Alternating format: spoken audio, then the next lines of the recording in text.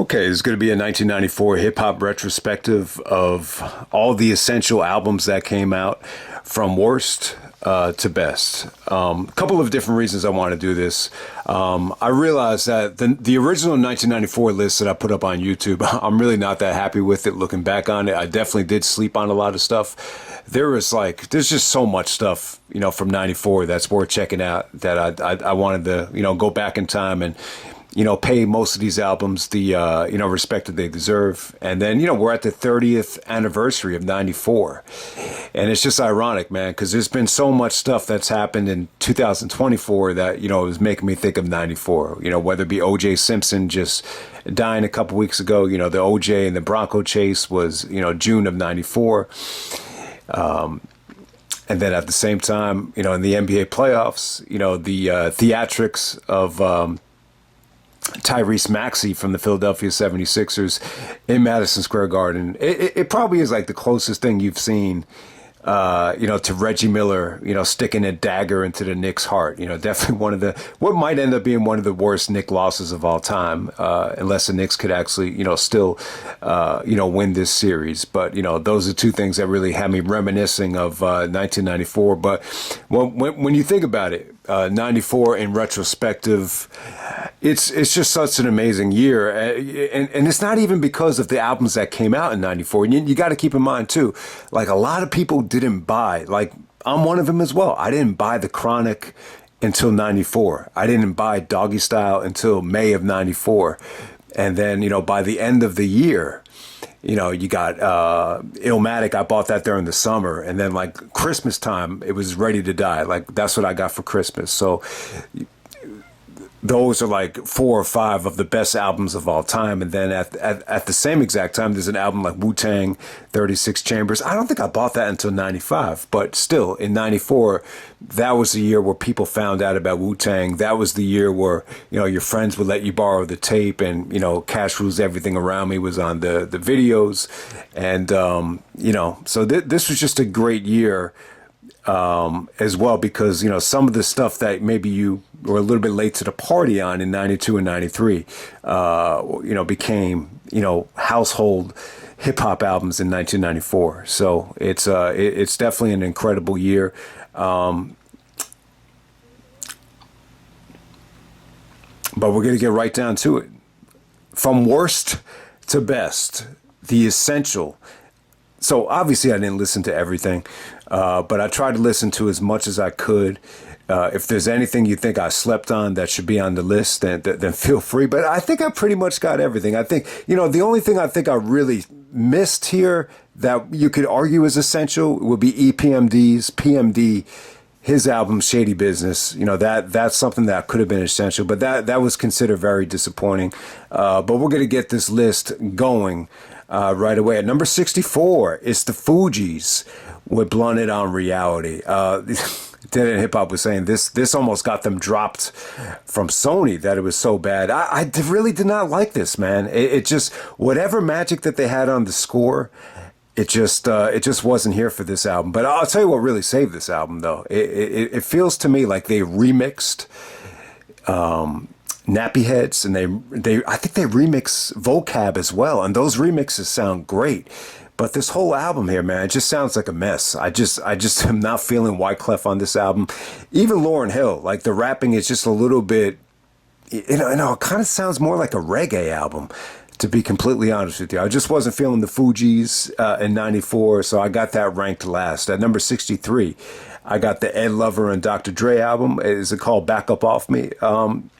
Yeah, so obviously they hosted Yo MTV Raps, so they were able to plug and promote this album. But, they're not really rappers, though. But Ed Lover and especially Ed Lover, man, he's done a lot for hip hop.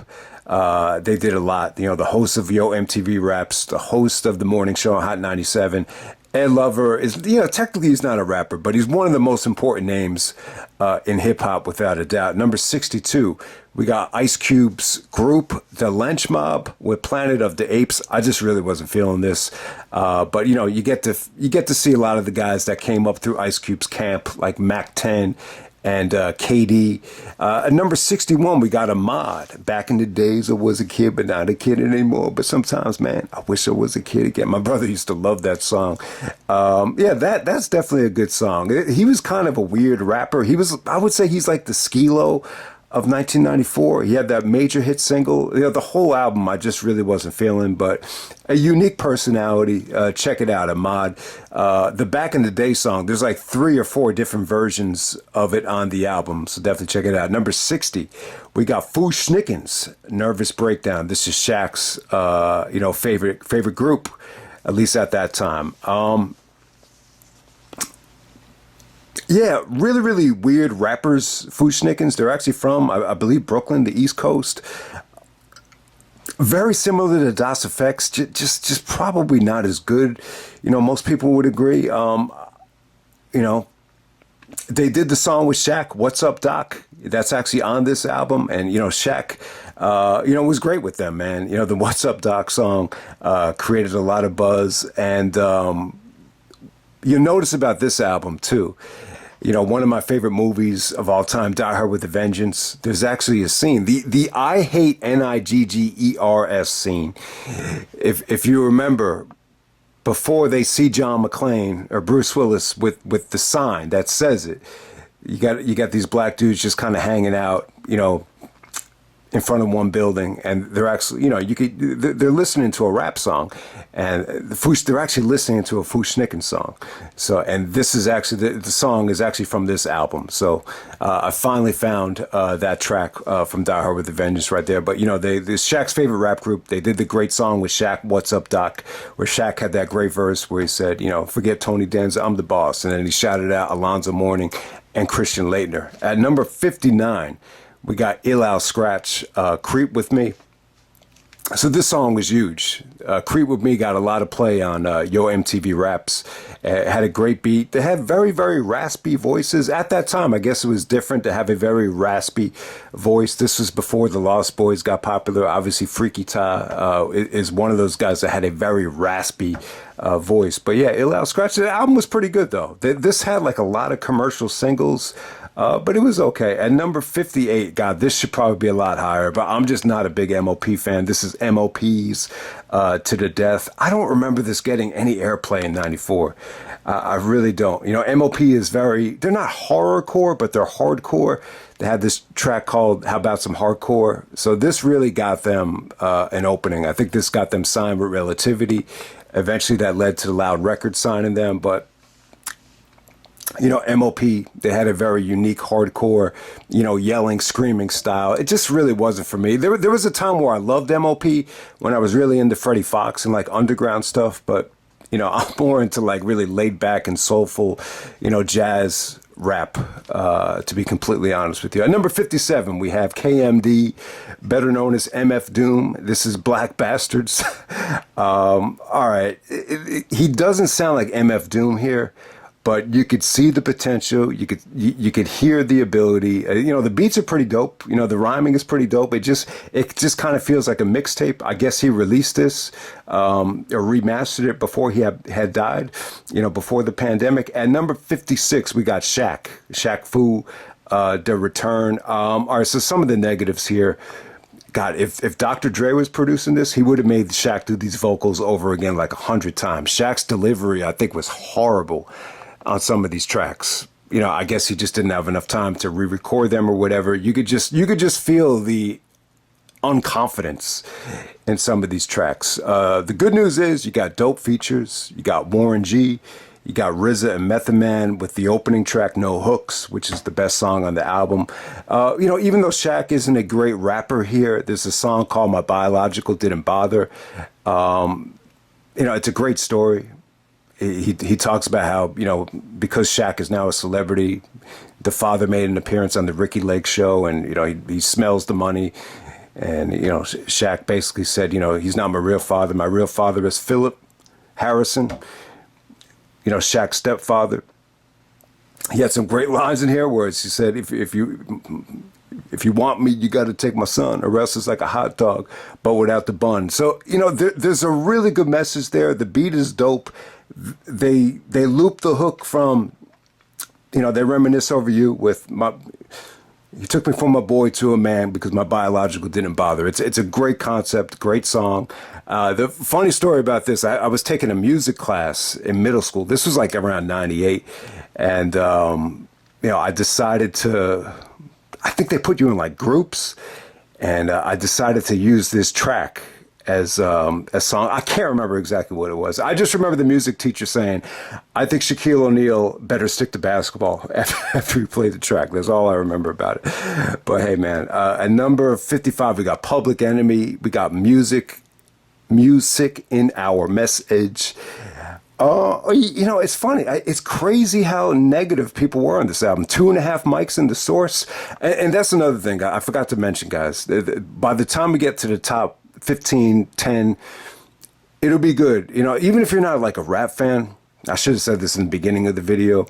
I'm going to explain, some of the original ratings, and I'll show them. I'll show some of the ratings in the source. And the source really kind of influenced, the star rating system for me. I mean, obviously a lot of other people like True Slayer, message boards have influenced the star rating system. But a lot of like my original concepts of rating stuff, came from the source, because they used a 5-star rating system for albums, and it was very, very reliable. I've said that time and time again. But back to Public Enemy's album right here. In terms of like mainstream radio play, like this really felt like, this is the first time I heard of Public Enemy, with Give It Up. That got a lot of radio play. What Kind of Power We Got. This was a very accessible album in terms of the singles, but the album as a whole, it's just not as good as some of the Public Enemy's other albums. By the time you get past like the first 10 tracks, it kind of drags. There's some weird skits. There's some weird like titles about Hitler, and there's a lot of racist, themes throughout this whole album. But I will say some of these skits though, some of the skits are weird. But there's one skit on the album where basically predicting, the future of the music industry, actually talking about how, CDs are less expensive to produce now, so it shouldn't be as expensive, to get into the studio and mass produce CDs. And then he's talking about, well, down the road, like all these artists are going to get fucked. It's really, really interesting because it's exactly what happened. And this skit was done in 94, so it's crazy. Chuck D still sounds great. Flavor Flav is kind of, I don't know. I think he was fine here. I just think the production team and I guess I'd just kind of blame it on Def Jam. It just didn't sound as. It's just not the other albums. It's as simple as that. There's a huge decline, I think, from Apocalypse 91 to this 94 release, this Music in Our Message album. At number 54, we got The Main Source. This is Fuck What You Think. All right, so Main Source, at this time, I think Large Professor actually broke away. So the original rappers are still there. I thought they sounded good here. This sounded just very raw, very rugged. It was a no-nonsense album. I thought everything was good about it. You get to see the debut of the Lox here. I believe Jadakiss is actually on this album. Jadakiss and, some of the other, not Styles P, but, I think Jadakiss and Chic actually make appearances on, this album right here. It was pretty dope. I didn't think it was great, but it was pretty good stuff. At number 53, we got Ant Banks, the big badass. So Ant Banks is a great West Coast producer from the Bay Area. He does a lot of production for, Too Short, Spice One, E40. So this is kind of like, his Bobby Digital album. When RZA did the Bobby Digital, it's like, this is the producer / rapper. So this is like your Bay Area RZA release from Ant Banks. At number 52, we have the very critically or very negatively received Daddy's Home from Big Daddy Kane. 2 mics in the source. I could kind of see why. He was trying to be funny on some of these tracks, but that Sylvester Stallone line, and it just came off kind of lazy and kind of corny. And I think that's why the source, criticized this album. He didn't sound as inspired here. He kind of sounded a little bit old here. But at the same time, some of the highlights are there's some really, really good tracks, some up-tempo tracks where he's going after bootleggers, and he's really, just humiliating them and mocking them. Then at the same time, I think he put Jay-Z on here. Jay-Z and Old Dirty Bastard are actually on a track here. You get to hear a very very young Jay-Z that sounds totally different than what you're accustomed to. So it's definitely, it's not a bad album. Like, definitely check it out. It's just you could just feel the decline in Big Daddy Kane, but there's definitely some good highlights on it. At number 51, we got Heavy D and the Boys. Nothing But Love, The Overweight Lover, The Waterbed Heavy D. Yeah, I like Heavy D. It's funny, like, when you look at Biggie's success, it seems like ever since Biggie took off, Heavy D just kind of went forgotten. Like, does anyone even know that he's dead? I think he died in 2011. It just didn't get a lot of attention. But, at the time, I think he was with MCA. This got a lot of hype, a lot of publicity, 4 mics in the Source, lots of radio play. Nothing But Love got a shitload of radio play on Hot 97. And it wasn't just that. Pete Rock actually did a lot of the production here. Very well produced, very soulful, very jazzy. It was good. This is just good. A nice mixture of just, hip hop and R&B. Heavy D is an underrated rapper, and I got to give him credit too. The first time I heard Biggie, it was on that Heavy D track, Jam Session. I love that track. So rest in peace to Heavy D. Gone but not forgotten. At number 50, we got Slick Rick. We got Behind Bars. So man, Slick Rick. It's funny when Tupac was in jail, man, he said, man, people treat me like I'm Slick Rick. So I guess a lot of people just kind of ignored Slick Rick for a while, like while he was in prison. So he was able to do this on Def Jam, I think through like a work release program. It's kind of weird the way it sounds. It just doesn't sound very cohesive. It sounds like a lot of the tracks were just kind of, recorded, and then they were kind of laid down with beats that were already planned for it, like Warren G. Like it feels like Warren G, signed with Def Jam, and they just kind of gave him the Slick Rick audio, and then he had to kind of master it and cut it himself. That's how it kind of came off to me, but it's still pretty good. You got to give Slick Rick credit, for him to still be in jail and put an album out like this. I mean, some of the tracks here, he's actually talking about his experiences about being in jail. The problem is a lot of people are just going to compare this, to the classics, and obviously it's just not that. And it's tough. It's tough to get radio play, and it's tough to put out a video on MTV when you're behind bars. But it wasn't bad. I just can't say it was one of the best releases of '94. At number 49, we got Cocaine. This is Funk Upon a Rhyme. This is from the West Coast. I believe this is actually on the Ruthless label. So this is a very anti-death row album. There's a diss to Dr. Dre. The disses to Snoop were almost more like warnings than disses. There were more disses to like Corrupt. I think he called Corrupt like a Red Man wannabe. But Cocaine. So if you followed Snoop's career, you'll remember Cocaine. He was on the East Siders albums, Deuces and Trays, and he was on The Last Meal as more of a singer. He definitely had like a unique singing song, but he could also rap too. And there's just, some really volcanic, bars just dissing Death Row. At the time he was, I guess working with Eazy-E on Ruthless. So it definitely does make sense. It was pretty dope. Definitely not a bad album. Definitely worth checking out. The last track is the Death Row diss. At number 48, we got Saphir with Boxcar Sessions. Very inconsistent album, but I'll tell you, it definitely had its moments. The production sounds raw, and it was, for the most part, this dude is a good rapper. I just felt like there was too many skits. There's too many, like, let me down moments on this album. It just doesn't maintain its ferocity from start to finish, but there's definitely some good moments on it. I believe he's actually from the West Coast, maybe from the Bay Area. And then we have number 47, we have another West Coast rapper. This is Celly Cell. He For Your Ass. Vintage West Coast album. Just has a great voice for the West Coast. So I think this label was actually called Sick With It. So they really deserve a lot of credit. I think they were really one of the first labels to really do the pen and pixel graphics, that Master P did with No Limit and Cash Money. Very eye-catching album covers, and I believe it actually started with Celly Cell. I think he was actually part of the, with Mac Mall and some of the other Bay Area rappers. At number 46, we got Above the Law. This is Uncle Sam's Curse. Yeah, so Above the Law was actually the first group that recruited Snoop.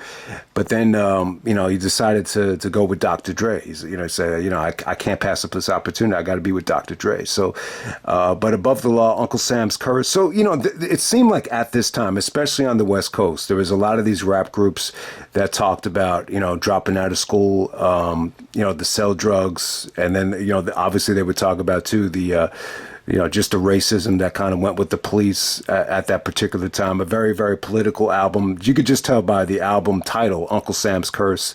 There's just a lot of political stuff here, but it's not all gangster rap though. There's really some nice introspective, moments, especially the last track on the album, which I thought was beautiful here. There's actually a track called Black Superman, which is actually about, dropping out of school to sell drugs, and that had a really powerful message in the video as well. So that's Above the Law, Uncle Sam's Curse. At number 45, we have Da Brat. With Funkdafied, the first female rapper ever to go platinum. And you got to thank MTV for that. Funkdafied was all over MTV. So when I look back at Funkdafied, I actually bought the tape when I was a kid. I loved this album as a kid. When I listen to it now, it feels like it's just Jermaine Dupri, trying to do what he did with Criss Cross, only trying to do it with the female. He wanted, Da Brat to be like the female, Snoop Doggy Dogg. And even when I was a kid, I was like, man, she kind of sounds like Snoop. Like she's biting Snoop with the biatch, and just by all the mannerisms that Snoop would say. And it was very much funky, very much inspired by Dre. The beats here. But it was a fun album though. It's definitely fun. Funkdafied. I think Da Brat is, it's funny. She's like the female version of Allen Iverson. It's funny. I think they were actually a couple for a minute or whatever. I think Brat is actually a lesbian now. But yeah, Da Brat, Funkdafied, a fun album. But at the same time, I would definitely say this is more of an album, marketed towards, kids that didn't know any better. Very much similar to a Criss Cross. At number 44, we have the RBL Posse. This is called Ruthless by Law. I believe these dudes are actually from the Bay Area. So this is weird. This is like a West Coast album that's kind of a mixture of, that Souls of Mischief, kind of blending it in with some of the, gang banging stuff that was going on in LA, and then you mix it in what was going on with the East Coast. It's a very well-rounded album, I think, for a West Coast group. It doesn't really sound like it's, strictly from one area. So it's pretty good, dope beats, very braggadocious, very confident, raps here from the RBL Posse, Ruthless by Law.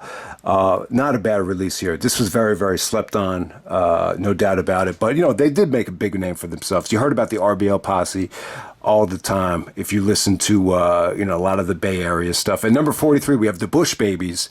This is called Ambushed. Not for everybody, though. I will say that the Bush Babies, they're probably the most reggae sounding out of anything that came out in 94. But, there's actually some guys that could really rap here. A lot of these tracks are really up-tempo. I believe Hype Williams actually produced some of these videos here. So they definitely got a lot of attention. They must have created a big buzz before they ever got signed. And, some people think, the Bush Babies are extremely underrated. This album, and then the album from 96, I think it's called Gravity. That was apparently one of the more underrated rap albums ever. Okay, next up we have Wu-Tang affiliate. This is Shaheem. It's actually called The Rugged Child. So at this time, he was very young, almost like Criss Cross's age in terms of, almost like being, 10, 11, 12, 13, 14, 15 years old. I think he was that young. But, I actually bought his tape, the single for the second album. At that time, he was a little bit older. But, I totally slept on this at the time. But, Shaheem, it was pretty good. I got to say, RZA did a little bit of the production. He's a Wu-Tang affiliate. At the time, I would just definitely say he had a very... marketable voice. I think at that time, like if you sounded like a kid, it's easier to appeal to kids. So I think that's what happened. But it was a little bit more, street, a little bit more hardcore, than what you would typically hear from, somebody that young at the time. So that's Shaheem, the Rugged Child. Moving on, at number 42, we have the Lords of the Underground, Keepers of the Funk. Very well produced here. I think at the time, like in 94, there's still like a lot of groups, and a lot of them were just very similar. Lords of the Underground, Fushnikins, Das Effects, and I could totally like understand. The thing is, there's so much of them that I think a lot of it just went unappreciated. There's a lot of guys that just,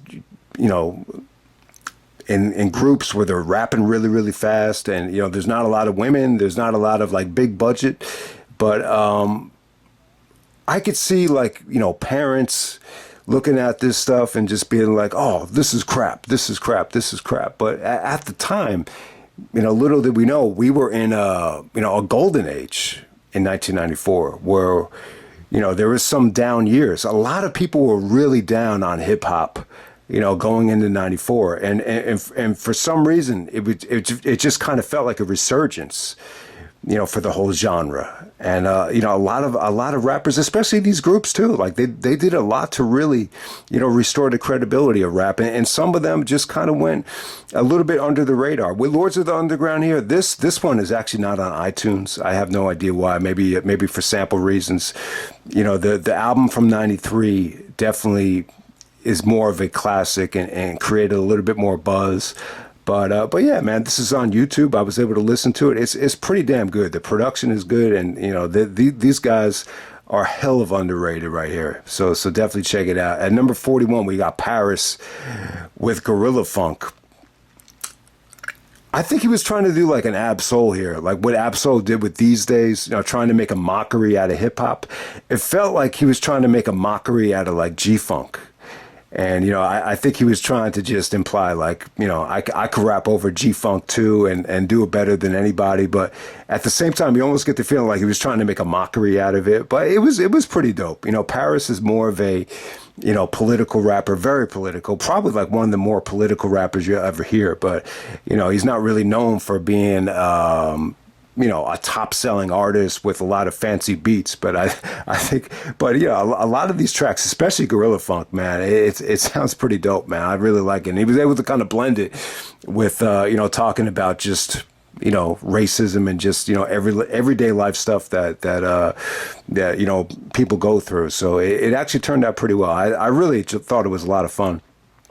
At number 40, we got the Beat Nuts. This is Street Level. So, Beat Nuts, they're very heavy on samples. You could just tell they were definitely, part of this resurgence on the East Coast, kind of feeding off of the success of Wu-Tang. And the Beat Nuts, this is like their first major release. I think the first one was an EP. They kind of blended in, new tracks with the EP here for Street Level. The Source actually considered this one of the best albums of 94 by the time they got to the end of the year, even though they only originally gave it 3.5 mics. At number 39, we got Craig Mack, Project Funk the World. Okay, so obviously Flavor in Your Ear set the world on fire. Easy Mo B did the beat. The remix was even better. The remix might be my favorite song ever. Biggie's verse is incredible on the remix. Don't be mad, UPS is hiring. That's my friend Kevin's favorite line. And, the beat is just insane. The lyrics are good too. And just like a piece of sizzling, you fit inside my stomach with the eggs and grits between. But yeah, Craig Mack, man, I tell you, man, he was a lot of fun here. I like some of the tracks, but for the most part, I'll tell you what.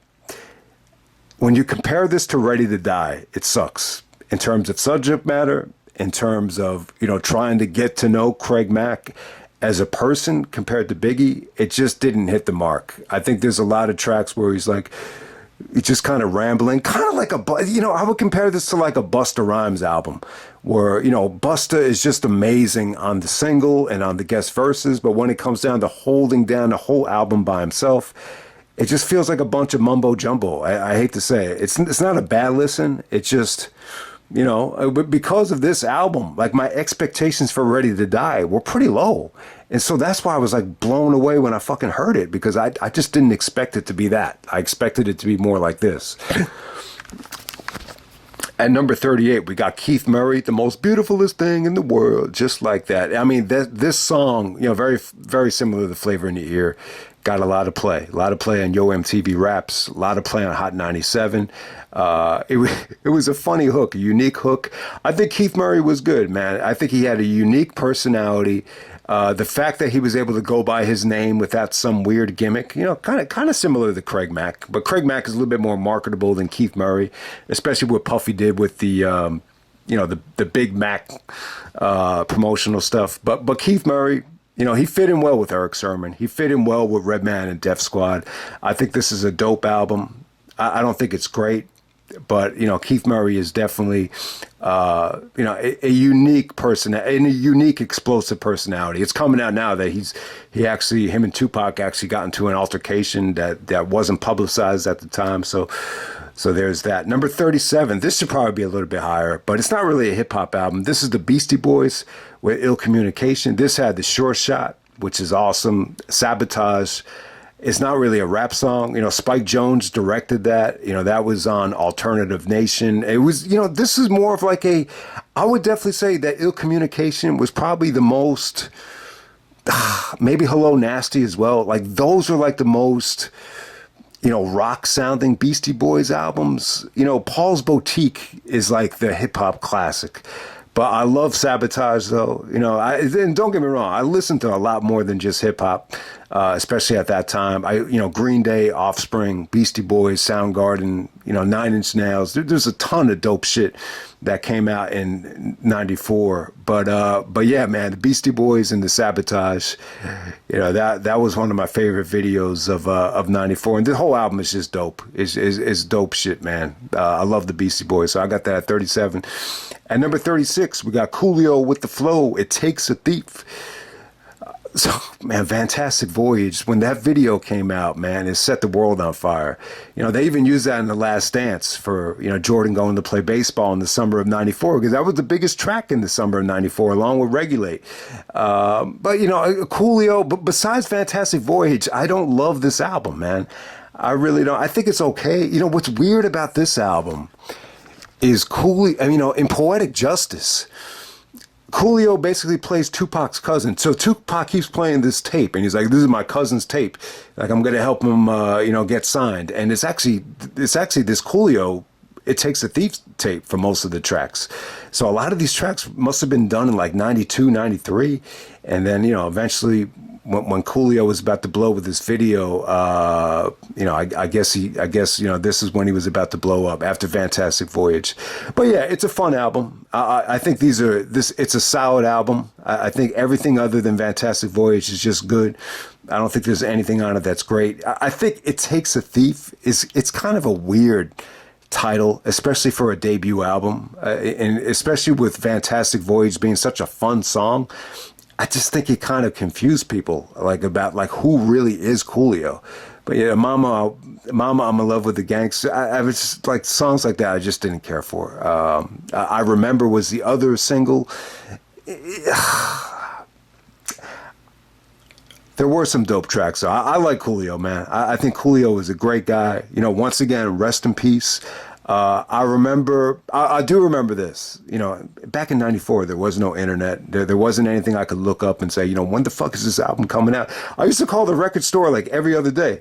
When is Coolio's It Takes a Thief coming out? And every single week, they would push it back, and eventually, finally, it came out on July 19th. But yeah, this video must have dropped like in May, because I was still calling the record store like before school ended, and it didn't come out until July 19th. At number 35, we got Rappin' Forte with Don't Fight the Feeling. Underrated rapper from the Bay Area here. He worked with Tupac on Only God Can Judge Me. The Players Club set the world on fire, man. This was an incredible track. This is a track that you just love to play at the clubs. It just gave you that unique type of feel. I'll Be Around. He took that sample and just flipped it, and he carried that song with bar for bar. Every single verse was friggin' great by Rappin' Forte. One of the best rappers ever. Underrated. Rappin' Forte from the Bay Area. That I'll Be Around song, that's one of the most positive rap songs ever. At number 34, we got Master P, Rapping Forte's friend. The Ghetto's Trying to Kill Me. So at this time, Master P was actually living in Richmond, California. Now, not far from the Bay Area. I guess you could call it the Bay Area, but The Ghetto's Trying to Kill Me. This was really Master P's breakout album. The previous summer he was on tour with Tupac, and nobody knew his name, and they were calling him the country singer, Mr. P. But Ghetto's Trying to Kill Me. This is where he found a marketing genius. And they did a good job marketing the album. I'm not sure if this was sold out of his trunk, but apparently they sold like 100,000 pieces of Ghetto's Trying to Kill Me. This is what really, got him in the door. They made the video. If you listen to the way he sounds here, he just sounds like someone just really trying to, cash in on gangster rap. Like, that's how it kind of comes off to me. There's almost like an MC Gusto, CB4 feeling with Master P here. But I like Master P, though. I like him a lot more than Puffy. I love hearing him talk. I love his music. Sometimes you don't have to be the best rapper in the world. Like, he's a great personality. He's a great marketer. He's a great leader. Ghetto's Trying to Kill Me. I think it's a pretty dope album, man. It really is. There's some great beats. There's some great samples. I think P actually sounds pretty good on it. Number 33, we have the Thug Life album. So this was Tupac's group effort. Yeah, too many rappers to be naming here, but Tupac is definitely the star of the show. You could definitely feel him get even better here with his, just like he does for every album, but especially with Thug Life. You could just tell his delivery got even better. You had to Pour Out a Little Liquor. You had How Long Will They Mourn Me? When I first heard that, I listened to that track for the first time, like right after Eddie died. And it just, Eddie Guerrero, and it just kind of made me think about Eddie Guerrero. Like, I just thought it was just a nice little tribute, but it had nothing to do with Eddie, obviously. He's just kind of paying homage to, all of his friends that were, killed by, firearms. And, you could just feel his pain and emotion on that song. So, yeah, the Thug Life album, it really does feature Tupac at his best. He's got some of his best moments on this album. Some people actually classify it as part of the Tupac discography. I know Afeni Shakur, added it in there as part of the Essential Collection, but it's not really a Tupac solo album, though. I think there might have been like one track without him. But yeah, he sounds great here. Under Pressure, everything. It sounds like Me Against the World Tupac. It really is a nice foreshadowing of the classic that will be released, later on that school year. I think this actually came out in October of '94. At number 32, we got Freddie Fox, Crazy Like a Fox, an album that never came out. And that's the thing here. I'm trying to include albums that were recorded and made and, sold out of cars, but never really made it to the record store. So yeah, so with Freddie Fox here, Queen Latifah actually, in the video that they released, So Tough, she actually did the intro in the video. So, Latifah actually signed Freddie Fox, and Freddie Fox is just coming off of that great song with Tretch from the Naughty by Nature album, Hot Potato. So yeah, Freddie's album right here, it was good, man. I think DITC remixed it. There's like two different versions of it. Eventually this came out in 2008 on iTunes. I actually bought it. It's actually 2 CDs, but I'm not sure exactly what happened. I know Tommy Boy, executive, didn't think he had a lot of commercial appeal. And I'll be honest with you, Freddie Fox is not someone you could play in front of women. Like, if you want women to scream and run away from you, you play Freddie Fox, you play Death Grips, you play Moody Black, stuff like that. But Freddie Fox definitely doesn't have a lot of mainstream appeal.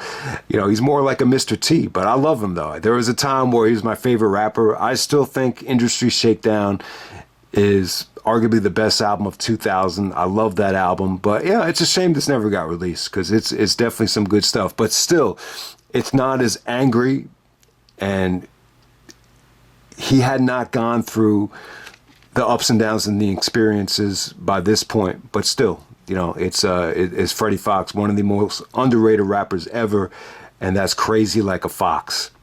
Not on iTunes. It used to be on iTunes, but, you could definitely find it on YouTube. At number 31, we got Scientific. The album is called Criminal. This is another dude that passed away and was shot, and apparently he wasn't like that great of a guy. You could just tell he kind of had like an attitude or whatever, but dope rapper though, dope beats. He had a lot of buzz. You actually had the RZA, Buck Wild, a lot of great producers on this album. And at that time, I think he had a lot of buzz. But this is just another one of these albums that I don't think it ever. I think it got dropped, for an official release, and it was just kind of sold out of his trunk at that particular time. At number 30, we got Spice One. We got America's Nightmare. The Spice One is like the poster boy for gangster rap, for West Coast gangster rap. He really is. But man, he's dope though, man. I really like it. I love these beats. You get a Tupac collaboration here called Jealous.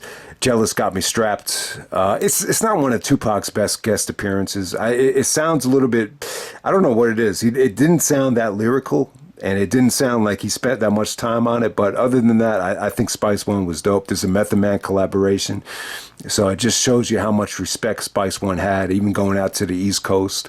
America's Nightmare. This is him in his prime. I don't think it's his best album. I think the one that came out in '93, did the best. I think the one from '92, he was a little bit more, political and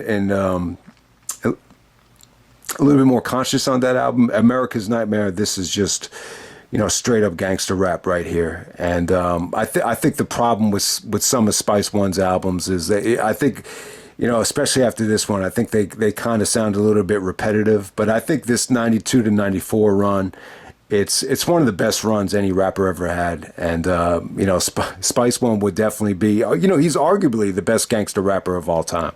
Because when I hear the word gangster rapper, you got to think of Spice One. At number 29, we got Bone Thugs and Harmony, Creeping on a Come Up. Really, really weird in terms of how to evaluate this from a historical standpoint. The Source actually had this as one of the top 100 albums ever in their top 100. I guess they just didn't think East 1999 Eternal was that great of an album. This is kind of an EP, though. It's hard to really classify this as an album. It's really just, it's 8 tracks. It's more like 5, though, because there's like an intro and outro, and there's actually like I don't know, like some of these tracks, they're not really like full tracks, and there's just not that many songs on it. But this is the album that made Bone Thugs and Harmony, household names. The Thuggish Ruggish Raw, was all over MTV Raps. That was probably the biggest song, along with I Seen a Man Cry in late 1994. They also did a song called For the Love of Money, which Dr. Dre just sampled on Compton. So yeah, it's still good though, man. It's still like it's short and sweet. Every single beat is great. You get an appearance from Eazy-E here. Yeah, it's dope though, man. It really, really is dope. The beats are knocking here, and Bone Thugs and Harmony, probably the hardest rappers to understand, but you got to give them credit, man. So many people bit off of them. It's not even funny. At number 28, we got Big Mike with Something Serious. This album got a lot of buzz. He was actually on, some of these tracks actually made it onto the Dangerous Mind soundtrack. So we got some buzz from that. The Source gave it 4 mics. They actually had it in, the heavy rotation for the best albums of the year. So Big Mike was actually, one of the, one of the members of the Ghetto Boys after some of the guys broke away. So he was able to kind of, blend in with Scarface quite nicely, but he was able to hold down this whole album by himself. I mean, he was good, man. He was really, really good. I mean, he very, very consistent, very lyrical. The beats here are really, really good. I would definitely say this is a quality album, Something Serious from Big Mike. And, he did another album in 97 that wasn't quite as critically acclaimed. But yeah, when you're talking about one of the best rappers to ever come out of Texas from the 90s, I think Big Mike has got to be up there with DOC and Scarface as, one of the best rappers ever to come from Texas. And he might have been from Louisiana, actually. I take that back. I think he might have been from Louisiana, but you get the point. One of the best rappers from the South from the early 90s. And number 27, we got Brand Nubian. Everything is Everything. Some people call this Brand Nubian. So this is Brand Nubian, once again, without, the Grand Poobah.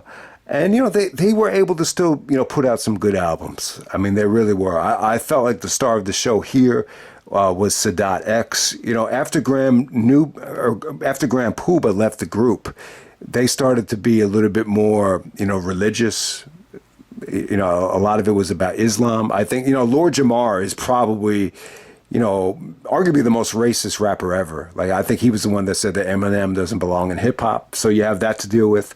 But at the same time, yeah, Brand Nubian was still dope in '93 and '94. You know, they were still household names.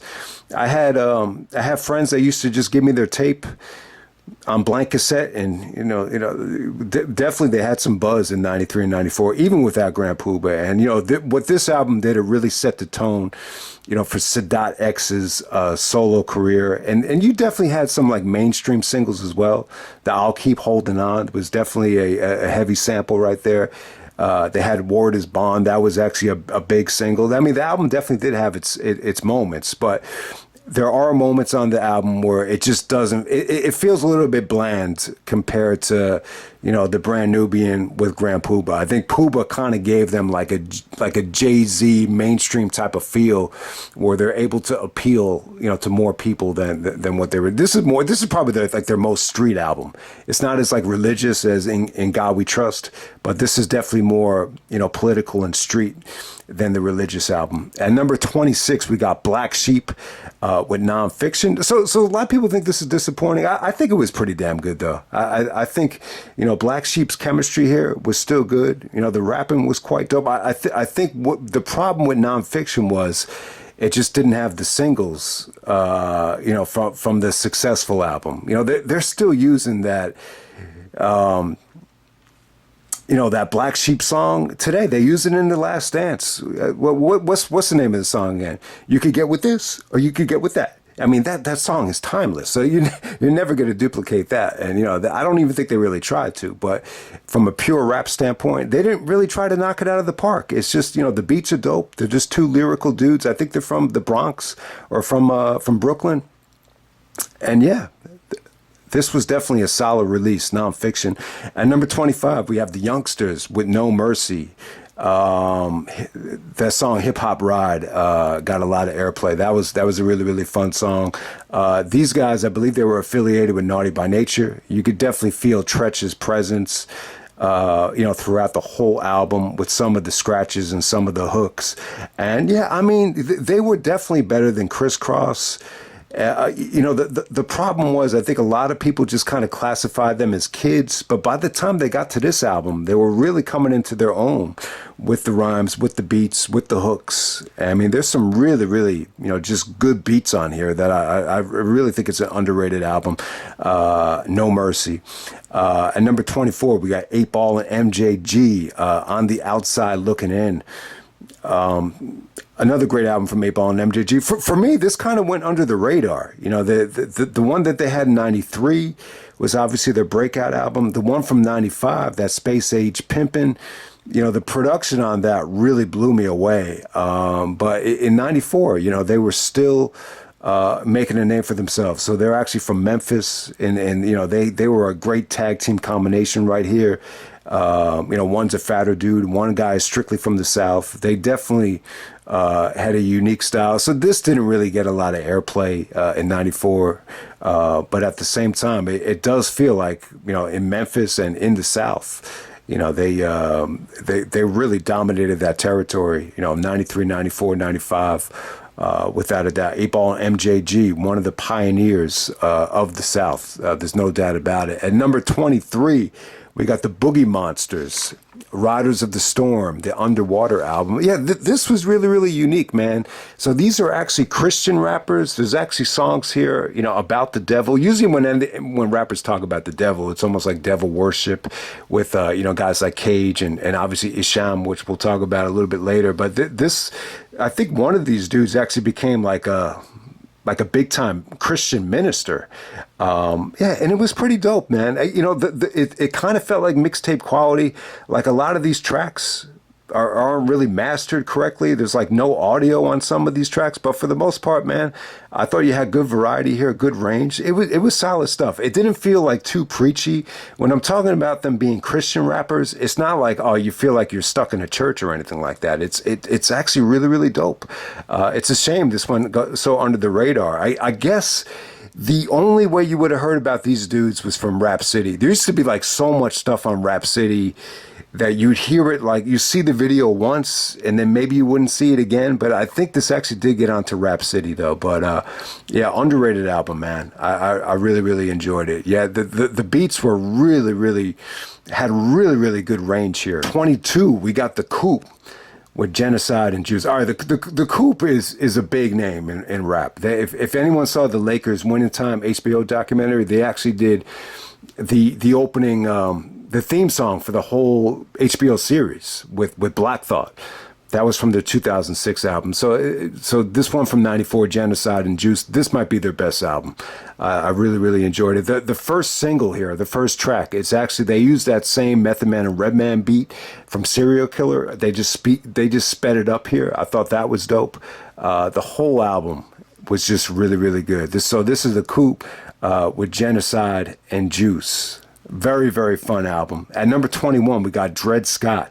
This is called Breaking Combs. You know, probably the most underrated album on this. So when I first heard this Dred Scott album, I said to myself, okay, is this the dude from Nice and Smooth? Because he kind of sounded like him, but no, it's his own. It's a totally different guy. But you know, the beats were dope. The concepts were dope. I was just blown away by how good this was. If you want to hear a quality, underrated rap album from just one guy, you know, in '94, when I'm looking at it, there's like a lot of groups. There's a lot of super groups. I think we're still in the phase here where, you know, there was more strength in numbers, you know, just to try to make a name for yourself. But this Dred Scott album was beautiful, man. This is at number 21. At number 20, we got the Gravediggers with 6 Feet Deep. So yeah, RZA riding the momentum off of the success of Wu-Tang and teams up with Prince Paul to create the Gravediggers. I think a lot of these guys were just bitter rappers on the Tommy Boy label and decided to go the independent route and just put out their own album. So Gravediggers, you know, this kind of gets classified as a horrorcore rap album, but Prince Paul and RZA, they're really heavy on samples, and a lot of these samples just blew it out of the water, man. There's some great up-tempo tracks.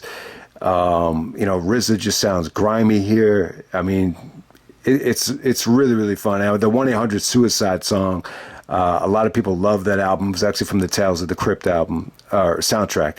But yeah, you get to see RZA here. That album cover is incredible. So I got that at number 20. Gravediggers is underrated. I think it's an underrated album, but it does feel like it's finally getting its respect. At number 19, we got West Coast legend MC8, We Come Strapped. At this time, he's still feuding with DJ Quick. I think this is before Dollars and Cents from DJ Quick, but he goes at DJ Quick with Def Wish. This feud went on for years between MC8 and DJ Quick. But yeah, MC8 at the time, he totally drops the Compton's Most Wanted from the album, and he's just going by MC8. I think for a couple reasons. I think he was becoming a bigger star, coming off of Menace to Society. He was great in that movie. He really had a unique personality. I've met dudes on the East Coast where their favorite rapper is MC8. And I said to him, oh yeah, I know who you're talking about, that Ain't Nothing But Killing guy from the New Jersey Drive soundtrack. But MC8, you know, very much like Master P, not a great rapper, but a great personality. He had a unique style. He's strictly West Coast. Talks about gangbanging. Talks about, you know, he's probably better at it than anybody about just talking about, you know, gangster shit. It's as simple as that. The beats on here are incredible. There's collaborations with Spice One and Redman. At number 18, we got UGK. We got Super Tight. This is, you know, this is definitely UGK. You know, very much like the 8 Ball and MJG album, and probably even more so with this one. This is UGK's breakthrough album, where they, you know, finally made a name for themselves. The beats on here are dope. You know, Pockets Full of Stones got a lot of buzz. I mean, it was great for the South. I think, you know, Riding Dirty from '96. got them a little bit more exposure on the East Coast. It got Jay-Z's attention, but still, I think super tight. For that time in 1994, there wasn't anything that sounded like this in terms of the beats, in terms of the way they were rhyming. Some would say UGK, the Kings of the South. There's no doubt about it, man. So I got that at number 18. Some of the beats on here are just, they don't sound like 1994. They just sound, they just do not sound dated at all. That front, back, side to side song, that's an example of that. At number 17, we got Casual with Fear Itself. He's from the Hieroglyphics. This is a group that features Del the Homo Sapien, Del the Funky Homo Sapien, and Souls of Mischief. But Casual, I would kind of compare him to like an Old Dirty Bastard from the West Coast. He's got a unique style. He actually goes at guys for biting Das Effects here. There are too many rappers sounding like Das Effects. So, and that really kind of, made me think about it. Like, man, this dude, like, nobody sounds like this dude. He's a little bit weird. He's a little bit unorthodox, but, if you love Souls of Mischief and you love Del, I think you'll love this. The production here is very jazzy, very groovy, and he's a hell of a rapper, too. Like, when you see the video, you realize how good he is. Some of these videos that he did. And this got 4 mics in the source. When I first saw that this got 4 mics, I was like, man, I must have slept on this. I just don't remember this getting, the penetration for Casual wasn't what Souls of Mischief was. And I don't remember Del, being that much better in terms of, Del getting the promotion that Souls of Mischief got. But obviously Souls of Mischief had the big hit with 93 Till Infinity. At number 16, we got Isham with Closed Casket. This is the one album that blew me away. Like, the Dred Scott album is really underrated, but Isham, when I put this on, I said to myself, all right, I really don't like this shit, but I understand it, and I could kind of see where Cage got a lot of inspiration from with his Sam Hill character. But, as this goes on, though, it's really not that horrorcore. It's more of a horrorcore. He sounds like, he the beginning of this album, he sounds like a killer. Like, he sounds like he's like this twisted psychopath. I'm like, I don't want to listen to this shit for a whole album. But as it goes on, though, it's pretty damn good. The beats, the rhymes, and there's some crazy stuff here talking about premature ejaculation and that he should have never been born, and there's suicide songs. But in terms of the beats, in terms of his delivery, I think he's actually from Detroit.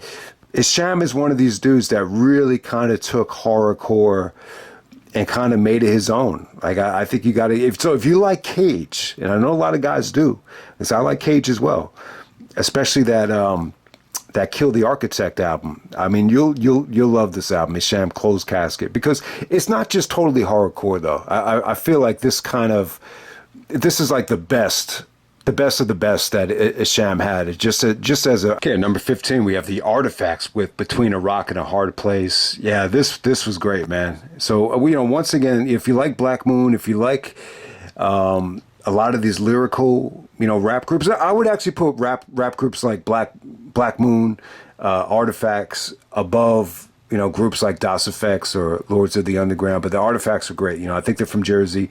This features El De Sensei, who did some solo work as well. But the production here was definitely on point. It was jazzy, it was grimy. I think Artifacts is a perfect example of one of these groups. When they were kids, they grew up listening to these, rappers from the 80s. And then we went through this period in the early 90s where there was a lot of sellouts like MC Hammer and Vanilla Ice. And, at this time, they wanted to take rap back to the essence. There's a great track here called Back in the Day, Wrong Side of the Tracks.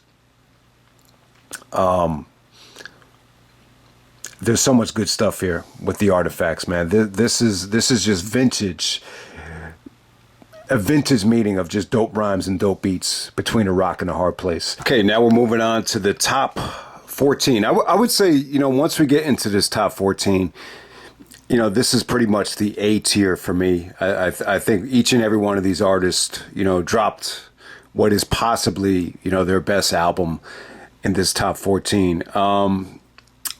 And yeah, man, this is it, man. I really feel like that's the thing about 94 that really stands out. I think I've said, maybe 95 has a little bit more depth. The same thing with 96 as well. I think what makes 94 incredible is this top 10, this top 15, this.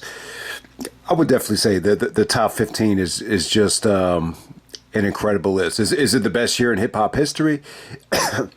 I'll go back and forth with it. I think 88 was when it started to come into its own. I would say going back to 92, even some of the stuff that came out in 93 and then 94, like this is the start of when the genre started to become perfected. Yeah, 93, 94, 95, 96. And I think in retrospect, it feels like 94 is the most popular year. Out of all the videos I uploaded, 94 got the most amount of views, the most amount of likes. So I think the proof is in the pudding, but we're going to get right down to it, man. Number 14, we got Warren G with Regulate the G-Funk Era.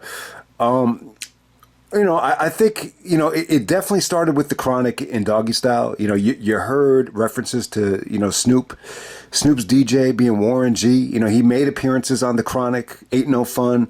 But, it did not become part of the Death Row family, officially. He signed with Def Jam. I think, the Above the Rim soundtrack with Regulate, obviously was very catchy and it got Russell Simmons' attention. But, Regulate the G-Funk Era, Regulate on it. I just think Warren G overall, he was a dope producer. He was easy to listen to. He had mainstream appeal. I know people that didn't even know that Regulate was rap. My brother was singing it at the top of his lungs at Toys R Us as a first grader. I mean, it was crazy how, successful it was. And really, Warren G pretty much peaked with Regulate. I know that word peaked is kind of a negative, but I don't really think Warren G ever really captured, the feeling that he did on this album. And it wasn't just Regulate. It was Do You See? It was So Many Ways. It was This DJ Be Warren G. And I used to gang bang, but now it's a G thing. I mean, he had a really, really smooth delivery, Warren G, for someone that was a DJ. His Dr. Dre's half brother, and it's funny, like when I first heard this album, like there's so many references to Snoop. And like at the time, I didn't really know like Warren G and Snoop were that tight, but that was the original crew. It was Warren G, it was Nate Dogg, and with Snoop, the original crew was 213. So yeah, Regulate the G-Funk Era. It's short, it's sweet. Warren G isn't Dre. Dre definitely is a better producer, but Warren G is a dope producer as well, man. These are definitely some of the best beats of the year. At number 13, we got Digital Planets, The Blowout Comb. God, I don't even know if I'm saying it right. But yeah, I think this is their best album in terms of the Planets. The lead rapper here, he's had a very interesting career. He's actually part of Shabazz Palaces now, so he's really, an experimental dude, and this is definitely jazz rap at the best. I think some of the criticism was here that they felt like it was a little bit too pro-black and, maybe, coming off of the catchiness of I'm Cool Like That, it probably was a little bit of a stretch. Definitely not as successful as the 93 release with, you still hear that song today in commercials. I'm Cool Like That. I'm Cool Like That. But this was a little bit more well-rounded, better beats, I think better rhymes, better concepts. I'm just blown away by some of the production here. I think the female in the group, she definitely has a nice distinct voice. This is like one of the first times we actually had a female as a part of, very much like the Fugees, give the Fugees credit, but, the girl was pretty much the Lauryn Hill of this, Planets release. So that's Digital Planets, The Blowout Comb, one of the most underrated albums of the 90s, without a doubt. The problem is, I think very similar to Black Sheep, they just couldn't, the album just didn't have like that one single that you can market to the MTV generation. So that's why it's probably a little bit more underrated. At number 12, we got Method Man with Tikal. The first to drop from the Wu-Tang Clan. It's Method Man's Tikal. Yeah, I mean, I got to say, man, RZA had said that Method Man had the most passion. He had the best delivery. I mean, I have to agree. Like when you go back to the first Wu-Tang record, Method Man just had unmatchable charisma. He was just on fire at that time. All right, so the general consensus is that a lot of people think DeCal is disappointing. I've heard people criticize the sound quality of it. I think they were going for more of a dungeon, basement type of feel, very much like 36 Chambers. There's also other reports here that a lot of the original recordings were actually lost in a flood, along with Inspector Deck's original solo album. So, that definitely does suck if that is true, because who knows how good this could have been. But Method Man was just saying, like, he was just having fun with this album. A lot of these songs just kind of sound like freestyles, like What the Blood Clot, PLO style, Sub Crazy. A lot of those songs just sound like he's just, playing around. And with Tikal, you still have like some guest features. Method Man is just very heavy on just letting guys, rhyme on his album that you never heard of before. At this time, it'd be Street Life, Carlton Fisk. You never heard of these dudes before. And that's what's kind of plagued, Method Man's albums, throughout the years. Like, you want to hear more of him. But there wasn't that much of a problem with this album. The album is just very dark. It's gritty. You feel like you're like, lost in the dark in some, at the Staten Island Zoo with Tikal and Biscuits. But Bring the Pain is raw, man. Like that's definitely one of the best. That's probably one of the best songs of '94. Just the sample that RZA did with Bring the Pain, the video with him being on the subway. It's just, that was the essence of this album. Just everything about it was just, very anti, mainstream. Even the original version of All I Need, it didn't feel like something that was going to be like a pop hit, but then Puffy remixed it. Then you bring in Mary J. Blige, and it feels like a totally different record.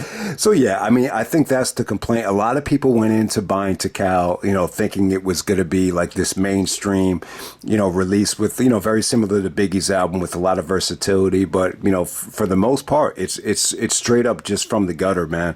I love it though. I think Meth for Chef is phenomenal. I love the beat. I love the both verses sound like they're competing with each other, with Method Man and Raekwon there. Even Release Your Death, that was like the second single. That was crazy. That got a lot of play on Hot 97. I don't think they ever did a video for it, but that was a big record. I Get My Thing in Action.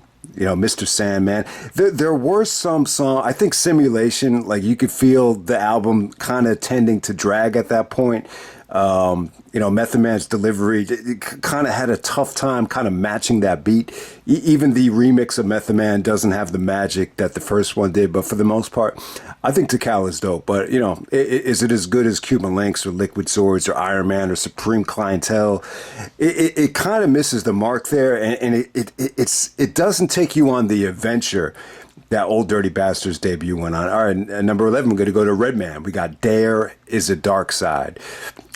Incredible album from Redman. I would have to disagree with some people that don't think it's that good.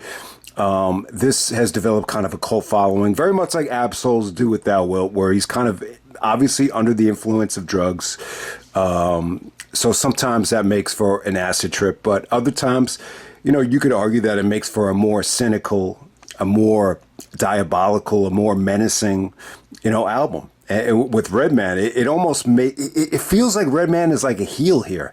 It almost feels like evil Redman, very much like Superman 3 when he was like evil Superman, just the way he was rapping here.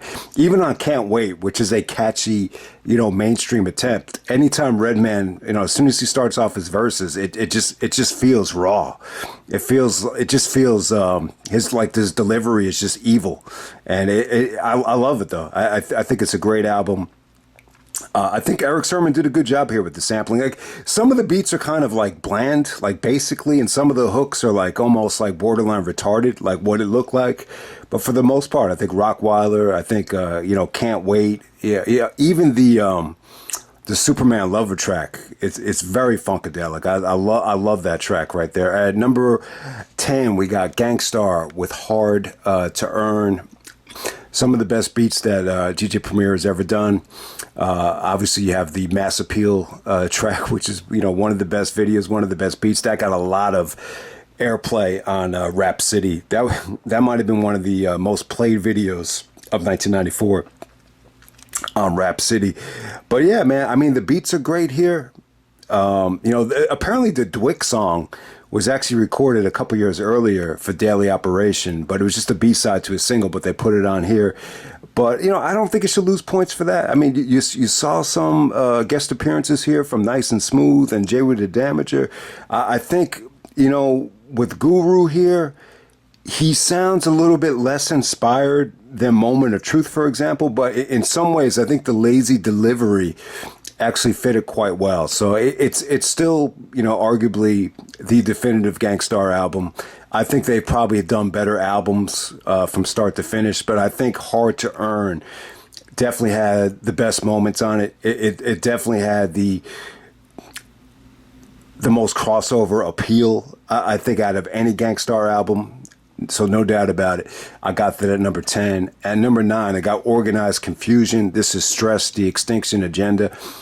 Holy shit, man. I mean, I didn't really appreciate this album, when it came out. I didn't buy it until late. I don't think I got it until like maybe 2006. But, Stress was a song that just didn't get my attention as a kid. But when you hear Stress and you hear Bring It On, and you hear Let's Organize, My Extinction Agenda. I mean, there's just so many great tracks here. Pharaoh Monch is just on another level here. I mean, he proved it on this album. He's one of the best rappers of all time. You could definitely feel progression with the rhymes and with the beats from the initial debut. What's the other dude's name? Prince Poe? He wasn't bad. I mean, he's not Pharaoh Monch, but I definitely think he held its own. And yeah, the beats on here, it's very multidimensional. It just isn't, dark. The Stress song is just very, they're talking about a lot of heavy stuff here, and you could tell they were going through a lot at the time. But overall, it's still a pretty fun album, though. So that's Organized Confusion with Stress. And in terms of the lyrically, I would definitely say it's probably the most complex. It's probably the most layered out of any album from 1994 in terms of lyrics, and yeah, that probably includes Illmatic as well. At number 8, we got J. Rue the Damager, The Sun Rises in the East. When you look back on it, yeah, this was J. Rue's best album by far. I thought Wrath of the Math was cool, but a lot of people just didn't like it as much as this. And then when he did that Heroes for Hire, a lot of people slept on that big time. I don't even remember that, but Sunrises in the East with Come Clean, this was, really the East Coast just taking it into another direction. It was straight up, once again, just straight up, no nonsense. I mean, the beat here that Premier gave him, this is another beat where it just feels like you're locked in a sewer, or you're locked in a zoo underground. It had a crazy beat. That Come Clean beat was unlike anything you ever heard at that time. So that was great. Obviously, the title is kind of a shot at the West Coast. The sun rises in the East. The West Coast artists were getting a lot of airplay, so this was just totally anti-mainstream. But lyrically, I mean, it was incredible. I think on Revenge of the Prophet, I think the source actually named it the verse of the year. So give J. Rue the Damager, they get the verse of the year in the best year in hip hop history. Give him a lot of credit. For the source to recognize that. Was it Revenge of the Prophet or Mental? I think it was actually Mental Stamina, if I'm not mistaken. But the album is very heavy with subject matter, very controversial issues in terms of the bitches, which he clearly is directing a lot of venom at, women that are bitches. But he explained the difference between a bitch and someone that's not a bitch, but he explained it. So it's not just him like saying that all women are bitches. He explains it quite well, that it's a select few that fit that criteria of being a bitch.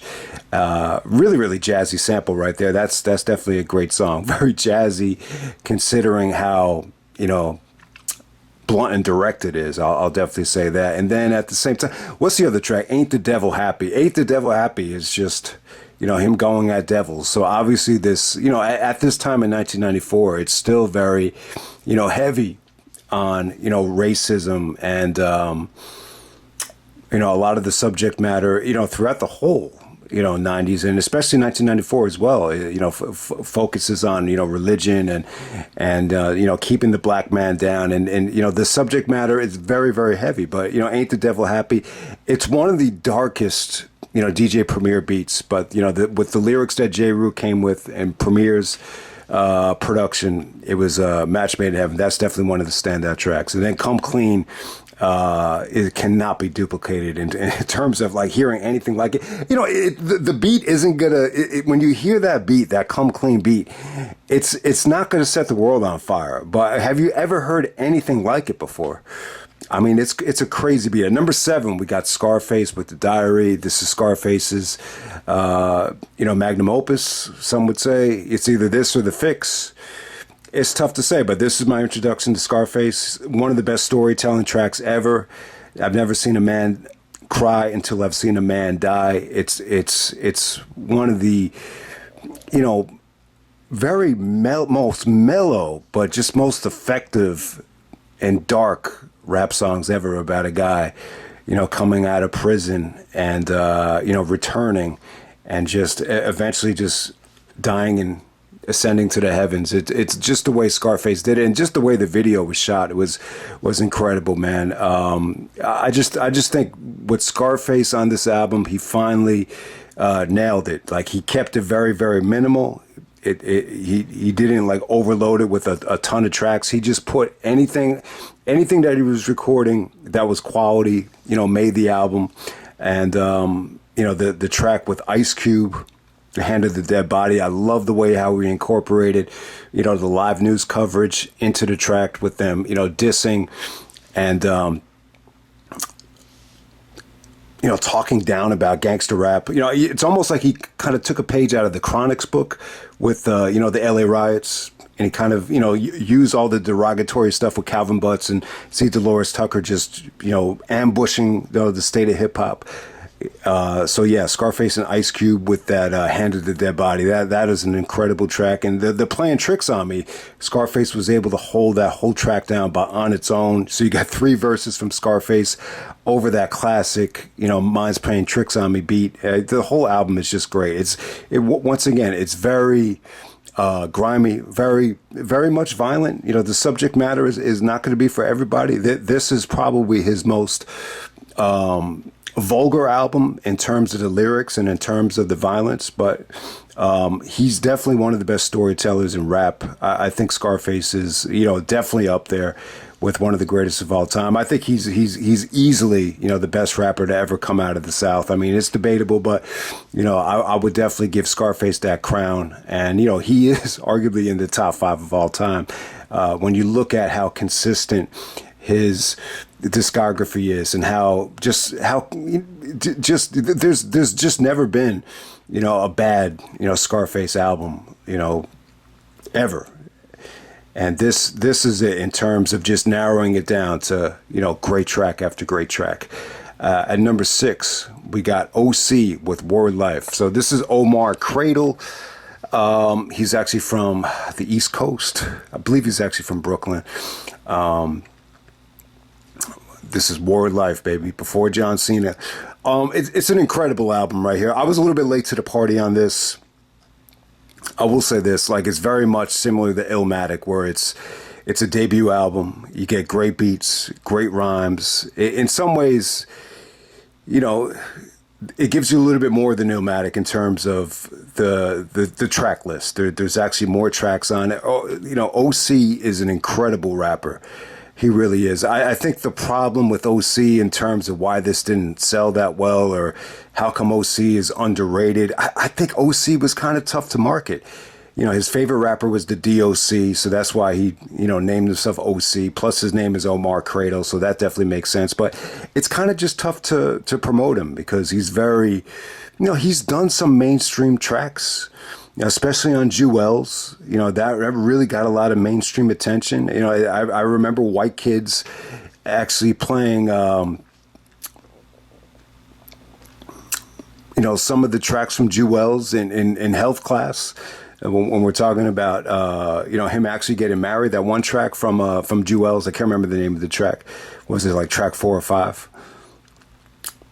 You got me hypnotized, mesmerized. We just can't go wrong. That song, yeah. But yeah, OC, and then when you look at OC's albums, man, he had the classic from 2012, Trophies with Apollo Brown. I mean, that was incredible. That was Apollo Brown's coming out party. That you could argue that is his best album. But there's something about Word Life. The production is so jazzy. It's definitely a great boom bap album, but at the same time, there's just moments of greatness on the record. There's so many great lines as well. Time's Up is definitely like a big fuck you to mainstream rappers and to rappers that are kind of and at this time too, like there was a lot of just fatigue with the studio gangsters. Everybody's either crime related or sexual. I'm here to make a difference in this world of music. That was a great rhyme. Man, Time's Up was great. Word Life was a great track. There's some good storytelling tracks in here, and the song that he does with his mother is just really, really soulful. I mean, it's just, the same way, and he did the same thing with Apollo Brown. He makes the type of hip hop that it just hits you in the heart. The way it did on Ma Dukes, the same way it did, with Apollo Brown on that DOC tribute song. It just, you could just feel it, man. OC is an incredible rapper, but for some reason, Word Life was underappreciated. Along with Illmatic, it was actually named one of the most overlooked albums. At number 5, we're going to go with Outkast. This is Southern Playlist of Cadillac Music.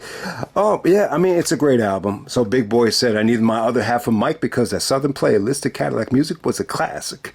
He said it on Equimini. So I think with Outkast here, to me, this is like their most, classic, rap album in terms of traditional rap. Like you could definitely feel like their East Coast influence on both Andre and Big Boy at this time. But they came into this first album here there was a lot of hype behind it. I think when you go to the South, I mean, it was on the face. It was produced by Organized Noise. The production was great. This felt like a production team that was under contract with a major label. And, that's how it kind of sounded here. The production was awesome. There's a lot of Goody Mob here. There is like a ton of Goody Mob on this album, especially CeeLo Green, obviously, with the hooks. But yeah, I mean, it's a feel-good album. The beats are funky. It's smooth. This is some of the most, aggressive and, juvenile sounding Andre 3000. I mean, if you want Andre 3000 just raw, like this is it, man. This is definitely, Players Ball that was on Rap City all the time, but that's just a song you could imagine that was, bumping in the clubs like crazy in 94. That's probably like the biggest club hit. Like just strictly talking about club hits in 94, I think Players Ball would definitely fit that criteria. That Get Out and Get Up and Get Something song. And then you have Crumbling Herb. There's just some really, really good soulful hooks here. So yeah, man, this is Outkast, just delivering a classic, man. I mean, they have such an awesome catalog. Some of the drum programming on Hootie Hoo, for example, is great. So very well produced. But I will say this, I think Outkast, I think they got better with each and every album. In some ways, AT Aliens, some people could argue that, that was their best. I think musically, Equimini is when they really found their stride. I think Equimini, that's when Andre started to blow people away with his delivery. But there's still something really, really raw about the first one. So I got to the number 5. At number 4, we're gonna go with Pete Rock and CL Smooth, The Main Ingredient. This is one of Pete Rock's best produced albums. CL Smooth, I like him, man. I don't think he, obviously Pete Rock is the star of the show, but CL Smooth is smooth as hell. Like he's so easy to listen to. He's smooth. I mean, that's a perfect way to say it. And he's a great lyricist. But it's a very influential album. A lot of people were inspired by this, especially Jay Dilla with the sounds. I think, with what Pete did with this one, when you hear some of his earlier work, it's more about DJing, sampling, scratching. With this one, it feels like he really, added to the repertoire with the technology, the SP 1200. Everything just felt a little bit more hi-fi. The bass lines got better. The sound effects, especially on Carmel City, like you never heard anything like that. It almost feels like very similar to Peace Tremendos. He found this sound that just takes you to another world, or takes you into the moon or some shit like that. I love the Q-Tip sample on the opening track. The Big Daddy Kane sample on I Get Physical, the bass line there was incredible. There's a lot of Knicks references on this, which I love. The single was kind of poppy. I'll take you there. That definitely got a lot of play on Yo MTV Raps. So yeah, the single wasn't, it's not Troy. It's not Straighten It Out in terms of the singles, but yeah, man, there's some fun stuff here. I think from start to finish, the production is definitely a step up from Mecca and the Soul Brother. And then at number 3, we got Common Sense. This is Resurrection. Honestly, guys, I think this is Common's best album. I know most people would say it was B or Water for Chocolate. And it is true. Like, I didn't really fall in love with Common until Water for Chocolate. That really, turned my taste in hip hop, because that was so mature and so, it was just really like a mature album. And I started to kind of find, an appreciation for that type of rap. And so I'll always have a soft spot in my heart for like Water for Chocolate. But there's something unique about Resurrection. It kind of feels like Common is able to kind of blend the young and still, trying to find a personality with really, becoming a little bit more well-rounded, becoming a little bit more articulate, a little bit more well-read, a little bit more conscious. And he just kind of blended it both. And he's funny here. Like he has some funny lines. You hear a lot of charisma from him, but at the same time, like it just definitely feels like he feels like a good guy. Like Common is such a good, down to earth guy. And you get a glimpse of some of the maturity coming out here with Resurrection. He even said like he really started reading a lot of books leading up to Resurrection, and No ID is actually the producer. So the production has moments of greatness. I know it's not the most consistent album in the world. I will say this. I think Common's voice, I think it got better as time went on. Like, there's no doubt about it. I think his voice on Like Water for Chocolate blows the Resurrection Common away in terms of just delivery. But in terms of lyrics, beats, and the feeling I got, I still think Resurrection's his best album. I just love it, man. The beats are just jazzy, soulful, and the piano loops on Resurrection, and Common just has so many great lines here. I think I used to Love Her is an incredible song, and the video was so low budget, man. I don't know if that was it, and I never got the concept as a kid. I didn't get it until I got to college, and it helped me too. This album and De La Soul is Dead. I was really just, not feeling, being away from school, and the teacher thought I needed help, and he's like, "What's wrong with you?" And I was like, "Man, it's the spring break coming up, man." But I remember, buying this album, De La Soul is Dead, the Tribe albums. I got a lot of stuff that I just said, I just need, something that's gonna, move me. And, this was definitely it, man. I think Resurrection, it's definitely a classic. At the time, it only got, 3.5 mics in the Source. And I could kind of understand why. I think some of the criticism is the length in the production, and maybe Common, still wasn't that seasoned as a rapper, some would say. But I Used to Love Her is one of the most creative and intelligent songs ever, and it didn't even hit me until later on that it was about hip hop. Because when you listen to the lyrics, you could definitely say like you could buy into, actually, he's talking about a woman. He's talking about a girl. And then she moved to the West Coast, and that was cool. Because around the same time, I went away to school, and I'm a man of expanding. So why should I get in her way? She probably make her more money in L.A. And then by the end of the track, he says, maybe one day I could turn it around and make it pop. But what I'm talking about, man, is hip hop. And it's like, man, he was talking about rap the whole time. It starts out with, I met this girl when I was 12 years old. She had so much soul. And then every single verse, it's like, man, but, then she went away to school. Now she was with the boys in the hood. And I could tell by how her titties hung, letting so many guys do her. It's just not the same letting so many other guys do her. Yeah, now I see her in commercials. She's universal. I mean, it's a great track, and you could tell how, and maybe sometimes you feel the same way about wrestling, or you feel the same way about whatever. Like it's just not the same. Like the love that you had when it first came out, like it just dwindled as it went on. And sometimes it's the same way with a girl. I'm not married, so I don't know like the first year of marriage compared to when you get divorced. Maybe my father felt the same way about my mother at one point. Who knows? Maybe vice versa. But it's an incredible analogy that he used when he referred to hip hop as a girl. At one point in time, I thought I lost my erection, but then I got it back with the resurrection. That was a great line as well. But I just want to, before we move on to number 2, I just want to shout out some great lines here. I get amped like Watson a riot. My compact disc is a commodity, so riot. Man, that is a great line. The Orange Pineapple Juice song.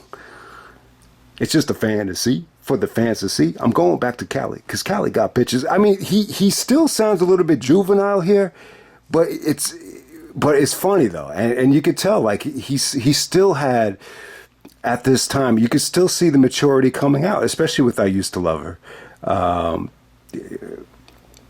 They said become a doctor, but I don't got the patience. After 14 years of school, my best teacher was experience. So definitely check it out. I love Nothing to Do, though. I think that is a jazzy song where he's talking about Chicago and all the radio stations and, everybody that he grew up listening to and, all the spots throughout Chicago. But if you play that track in front of people, they're not going to get it. But I love how jazzy it is and how laid back it is. But, that's a track that's not going to hit with everybody. But Nothing to Do, Orange Pineapple Juice, Communism, Watermelon, I Used to Love Her, Resurrection. Resurrection is dope, man. Resurrection, the opening track on Resurrection with those piano keys. And number 2, we got the Notorious Big, the Notorious B.I.G., Ready to Die. All right, man. I was blown away when I got Ready to Die. I like Juicy. I got this for Christmas in 1994. I think Juicy was a incredible single. But for some reason, I didn't expect the album to be that good. I just didn't know. Like I wasn't really crazy about Biggie on Jam Session too. Like here's this fat guy with all these basketball lines. I'm screwing and doing like I was Ewan. And then you see Juicy where he's just like Super Nintendo, Sega Genesis. When I was dead broke, man, I couldn't picture this. But I did not expect it to be this good. I could not believe it. This is like an East Coast Chronic, with the intro, with him robbing the train and, Puffy playing the father as they're giving birth to the baby. I got to say, though, I'm not a Puffy guy. And it does suck that Puffy got to live and Biggie was the one that died. But I'll give Puffy credit. He was able to not pay some of these samples and, thank God because it made for a better record. And then at the same time, I'll give Puffy credit. I think his presence throughout the whole album on the skits and even in the background, they made a good combination no matter how you want to slice it. But, I just think with Ready to Die, it's just very cinematic. Very multi-dimensional. The fact that he's able to play 2 different guys in the same song, like Gimme the Loot, is crazy. The alter ego. There's one Biggie voice and then there's another Biggie voice. How he was able to do it there was incredible. Machine Gun Funk was an incredible track. I think Things Done Changed. It really kind of paints a picture of how hard it could be, growing up where we grew up, where, either you're slanging crack rock or you got a wicked jump shot. Which is a line that has stayed true to the test of time. And, even the habits and contradictions, that line has gotten a lot of criticism over the years. But, at the time, it painted a picture of, what is reality for some people.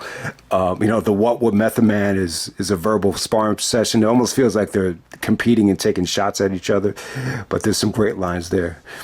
I could go on and on. I like the original One More Chance better, actually. But it doesn't have the poppiness that the remix had.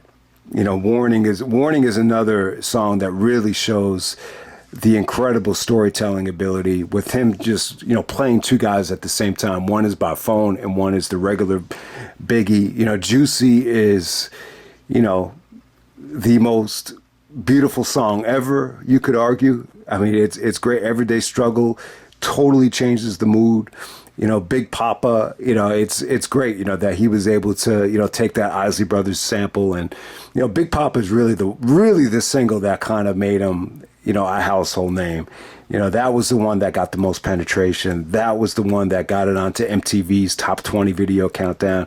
That's the one that really took him to the main event scene, so to say. Unbelievable is just, Biggie and Premier, at their best. I mean, it's an incredible album. It never gets old. I mean, every single line here has become a classic.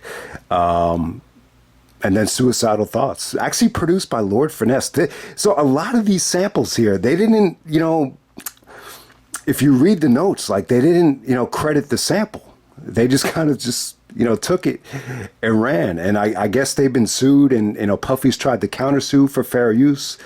But, Suicidal Thoughts is, one of the most, traumatic endings to any album. And Puffy played his role beautifully there. When Biggie's about to commit suicide, he's like, Big, don't do it. Talk to me, Big. It's great, man. But, I could go on and on about how good this album is. I think the biggest flaw, though, I mean, the thing that it doesn't have on Illmatic is that it has a little bit of filler.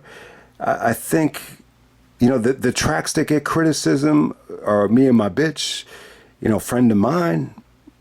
I don't think those are bad tracks. Ready to Die is probably one of the weaker tracks on the album. But, to me, this really doesn't have any filler. I think the hook on Respect, sounds a little bit out of place. I think the biggest knock to me on Ready to Die is the sex skits. But at the same time, if you want to argue that it makes it feel a little bit more cinematic, and, I'm going to compare it to The Chronic. The Chronic had The Doctor's Office, which is Dr. Dre's big dick fucking somebody. So, yeah, I mean, I could do without the blowjob. So I think one sex scene was enough. I think, you overdid it with the blowjob after, I think, what was it? Was it Big Papa or a Friend of Mine? Or Respect, actually. And then we have number one. We have Illmatic, Nas, 5 mics in the Source. So what's really, really interesting here is, the Source actually had a no 5 mic policy. They said, we're not giving anything 5 mics, even though, like, that's the highest rating we give. Like, we're not gonna, give anything 5 mics to, maintain the credibility of this rating system. I love that. I love that philosophy. But, Illmatic was so good that they had to break, the policy. And one of the reviewers fought to give it 5 mics, and it got 5 mics. Giving Illmatic 5 mics, and this was the first time I think it got 5 mics. Any album got 5 mics since the Source transitioned to mics. I think at first it was records when you go back to like the early stages of the Source. So the fact that Chronic got 4.5 and Doggy Style got 4 and Illmatic gets 5, I think there was a little bit of tension because of this. And, this might be where the tension was planted too. Because the West Coast artists, they're more critically acclaimed. They're selling more records. But, still, when it comes down to, critical acclaim from the journalists, there's definitely an East Coast bias if, an East Coast rapper is the one getting 5 mics. I'll definitely, so I never really thought of it like that, but that's definitely a possibility. But what can we say about Illmatic that hasn't been said before? I think when I look back on it, the most important thing is, it's kind of very similar to Derrick Rose in Chicago, where Derek talks about how hard it was growing up in Chicago with the violence and everything that went on there, but it's almost like a good kid, mad city thing. He just focused on basketball and was able to provide for his family by using basketball as a way to get out. And the same thing with Nas here, coming out of Queensbridge. It's just, when you listen to New York State of Mind or Memory Lane, like he creates these pictures of all these murders and drug dealings and, the state of mind that you had to be in New York to survive. I ran like a cheetah with thoughts of an assassin, picked a Mac up, just little things like that. I think he created, a great image of what it was like to live in New York. More specifically, the projects like Queensbridge or some of the bad areas in New York. And I think Mike Seatown even stated this. Like that's the great thing about Illmatic. Like it gave people outside of New York a picture of what it was really like living in the Queensbridge projects. Nas's best friend getting killed during his adolescence. AZ had a line here that never really hit me until just now. He said, "I'm destined to live the dream for all my peeps that never made it." It's almost like, these guys, they lost so many friends growing up that, part of the motivation to live out this dream of being a rapper is just to, do it for them or pay tribute to them. So it's pretty deep when you think of it like that. And, not to mention, AZ, the only guest appearance, and arguably still one of the most powerful guest appearances ever. When AZ spits his verse on Life's a Bitch, it almost sounds like someone, and you can make this analogy too with Wu-Tang. Like he's rapping in that verse, like if he doesn't deliver, like his life is over. Like he's getting a chance to live, but if he doesn't execute it properly, he knows he has no future. And that's like, AZ gave everything he had in that song. Life's a bitch and then you die. And then you could even argue that Nas's verse is even better. Nas's verse actually got, the rhyme of the month and the source from Life's a Bitch. I mean, that might be the most effortlessly verse on Illmatic in terms of just Nas's delivery. I got my first piece of ass smoking blunts with hash. Now it's all about cash and abundance.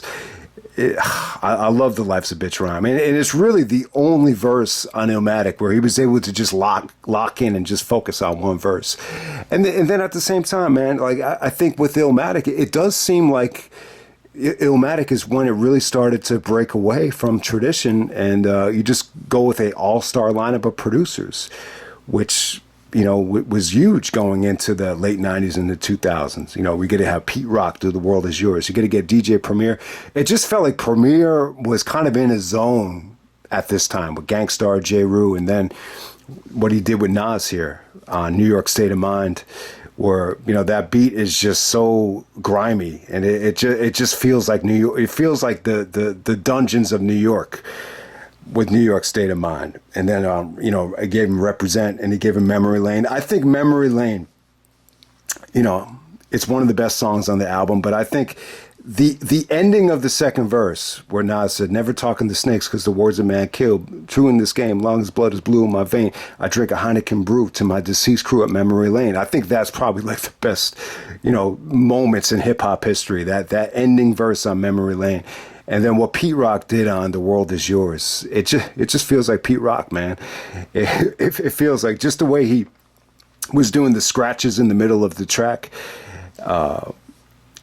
World Is Yours. I love the hook. I think each and every one of Nas's verses was perfection. It was so good that Jay-Z actually had to steal the line, "The dead presidents to represent me." It Ain't Hard to Tell was always, one of my favorite, if not my favorite Nas song. That was the first Nas song I think I ever heard. I just love that beat. And you don't really appreciate how incredible the lyrics are until you get older. That heroin line, that I leave him froze like heroin in your nose, and there's so many lines here, even going from the Shaquille line to to a lot of the other lines here. Sometimes the rap game reminds me of the crack game. There's so many lines in Illmatic that were sampled by other rappers, whether it be Jay-Z or whether it be, Real Live. I mean, you can name it on and on. Even Nas himself on It Was Written on The Message was sampling, New York State of Mind. I never sleep because sleep is the cousin of death. Even One Time for Your Mind. It doesn't have a great beat. And it's funny, like some of these songs were actually done in 92. I think Halftime and One Time for Your Mind was actually done in 92. But there's something about Nas's delivery on One Time for Your Mind that it feels actually the most, in your face and the most like I don't give a fuck version of Nas you've ever gotten on One Time for Your Mind. Definitely, and One Love by Q-Tip is you never really seen anything like it. Like a track where a rapper is actually writing, letters to some of his friends that are going to prison for life. That's an incredible track as well. I think the one knock on Illmatic, if you can find one, is maybe it's a little bit too short. I've heard people say that it's an EP on steroids, but I will agree though. Like it feels like It Was Written has gained some traction on Illmatic. It really does. Initially I think It Was Written, was clearly not as good as Illmatic, but I definitely think. When you're talking about Nas lyrically, like what verses are a little bit more complex, which verses have a little bit more storytelling to them. I think there is a legitimate argument that you could argue that the writing on It Was Written was definitely growth, was definitely progression. I think what kills It Was Written for a lot of people are some of the hooks. Some of the hooks were just not that good on It Was Written. I think that's really the only thing holding it back. But beats, rhymes, subject matter, storytelling, everything else is there for that to be a classic. But the hook on Nas Is Coming, the hook on Suspect, there's a lot of bad hooks there, and yeah, it's definitely more of a cleaner sounding album than Illmatic. But yeah, I'm actually glad that It Was Written is up there. I mean, there are some incredible moments on It Was Written, but I think the thing that Illmatic is always going to have on It Was Written is that there's no filler, there's no down points. The only one that you could argue is One Time for Your Mind, but you could still argue that One Time for Your Mind, features Nas at his apex in terms of the nasty Nas persona. So I'll just end it right there, man. That's Illmatic.